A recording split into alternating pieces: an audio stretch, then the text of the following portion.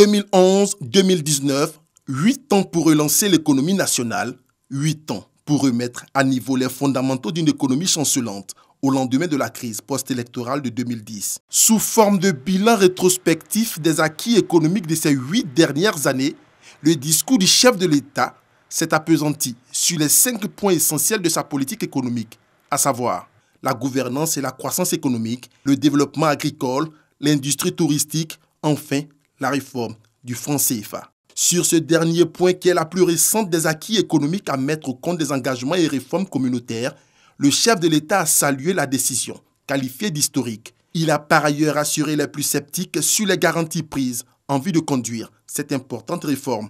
Nous avons amorcé avec les chefs d'État de l'Union économique et monétaire ouest-africaine, l'UEMOA, et la France, une évolution importante de notre système monétaire avec la réforme du franc CFA dans le cadre de la future intégration monétaire des pays de la CEDEAO. Nous le ferons avec méthode et prudence afin de préserver le pouvoir d'achat de nos populations, d'attirer les investisseurs, de créer des emplois et de maintenir le développement économique des pays de notre Union. Au plan local, le chef de l'État a rappelé l'évolution positive de la croissance économique depuis 2011, avec un taux de croissance moyen annuel compris entre 7 et 9%.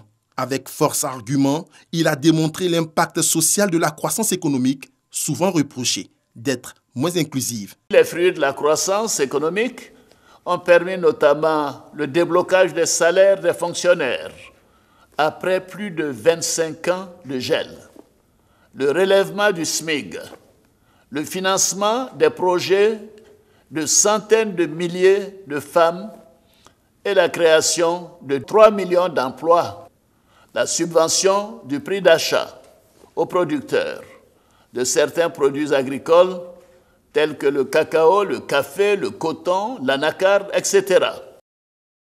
Nos parents paysans ont ainsi obtenu une meilleure rémunération du produit de leur labeur et leur quotidien s'est nettement amélioré. Et cette évolution s'explique aussi en raison de la proximité des services sociaux de base tels que l'eau potable, l'électricité, la santé, l'école et les routes. Nous avons inversé la courbe de la pauvreté, qui est en net recul selon les résultats préliminaires des rapports et des études qui seront publiés dans le courant du premier trimestre 2020.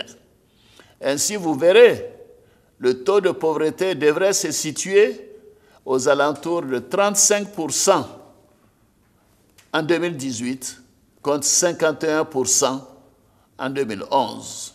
Une croissance inclusive, des indicateurs économiques tous au vert, avec une hausse de l'ordre de 17% des investissements directs étrangers, IDE, entre 2016 et 2017, passant de 310 milliards à plus de 370 milliards de francs CFA. Des chiffres qui parlent et qui sont la résultante de l'attractivité de l'industrie touristique, comme l'a souligné le président de la République. Nous avons restauré l'attractivité touristique de notre beau pays et le trafic des passagers à l'aéroport international Félix Houphouët-Boigny est passé de 630 000 passagers en 2011 à 2 260 000 passagers en 2019. C'est à juste titre qu'après 20 ans de négociations et de multiples actions de promotion du tourisme ivoirien, la Côte d'Ivoire est inscrite depuis quelques mois dans le catalogue du premier voyagiste mondial, l'Allemand TUI. Tous ces résultats, nous les avons obtenus ensemble,